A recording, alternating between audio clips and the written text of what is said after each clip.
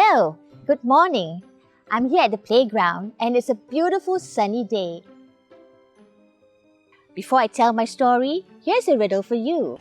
What swishes and swooshes and was the most feared weapon in childhood back in those days? Well, for some kids, if they did something very naughty, their mom could possibly be at the doorway waiting for them with something in her hand.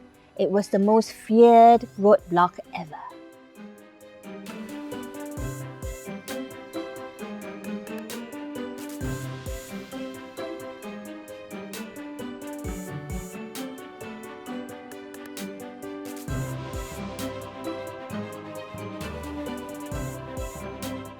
Benny and the Ants. Long before there were computer games and mobile devices, life in Singapore was a little more laid back and fun came in all sorts of random ways. Boys have the amazing ability to amuse and entertain themselves in many silly ways. In those days, the boys would go sliding down a slope on a cardboard, like going for a sleigh ride in winter, or just throw stones into a pond just to see who could make the biggest ripple. It was all part of the fun. Benny, who was 10 years old, loved these silly games more than the classes he had to attend. He was always up to mischief and seemed to get a thrill from his frequent visits to the principal's office. His school friends always egged him on to bigger and bolder things, and Benny would usually oblige. One day, Benny was hit by the latest craze among his school friends, fizzling ants in the sun. All that was needed was a pair of magnifying glasses. The trick was to use the magnifying glass to focus the sun's heat on the spot where the ants were. With the right angle of placement, the ants would be fizzled out in the intense heat. Benny was good at fizzling ants, and he was proud of it.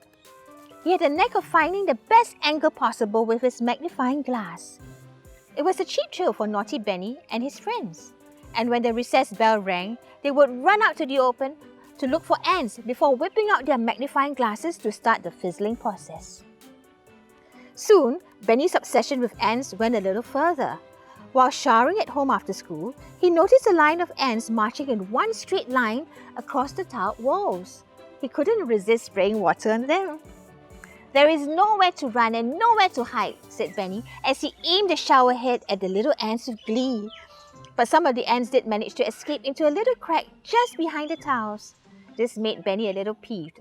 "I'm going to find your nest behind the tiles and there's no way you can stop me," said Benny as his obsession got the better of him. Then turning up the shower head one notch higher for more intensive water power, he aimed at the crack. He was expecting more ants to be flushed up, but nothing happened.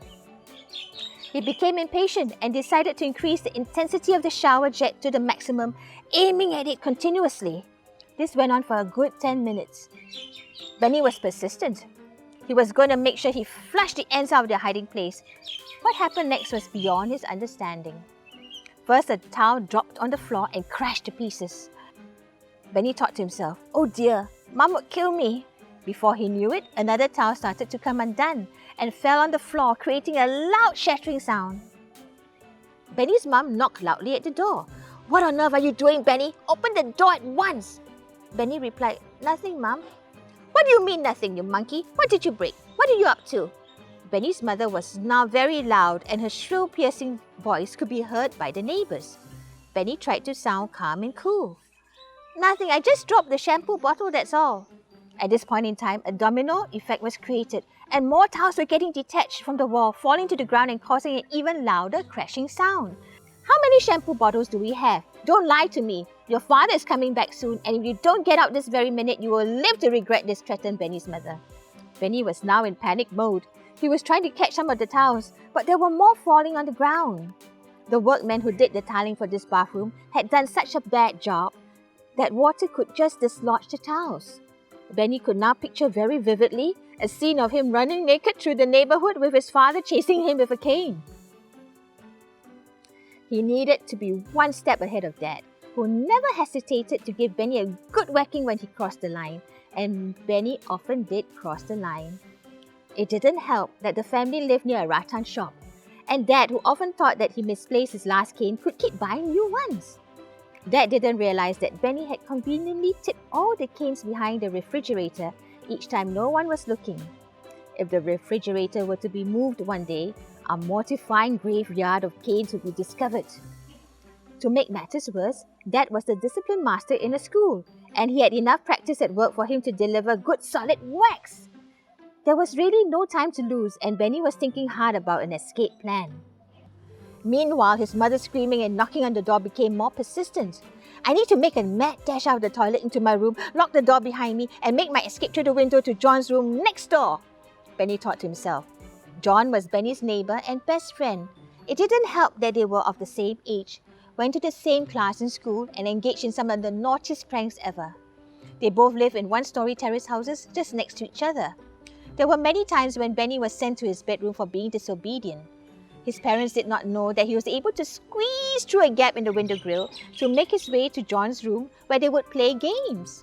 It was that easy, and there was no risk of falling as they weren't living in a high-rise building.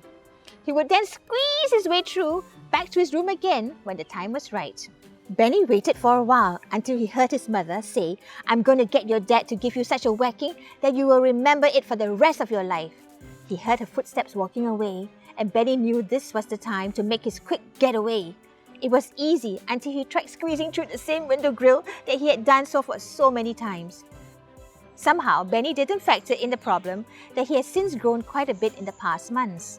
Worst of all, Benny found himself stuck between the window grills in a much compromised position indeed. Between the devil and the deep blue sea, between a rock and a hard place, between the blue skies and the hefty whacks of a cane. His father came home fast thanks to his mum's urging and walked into the room where Benny was all poised for the punishment he deserved. He felt like an ant that was about to be fizzled out. It was a whacking that he would remember for the rest of his life, and when his friends in school asked him if he would like to fizzle some ants, he would just walk on by. Benny boy loves to play fizzle till he gets caught up in the twizzle. With Dad charging in for a whack, there's really no time to take a snack, as someone was sure to sizzle.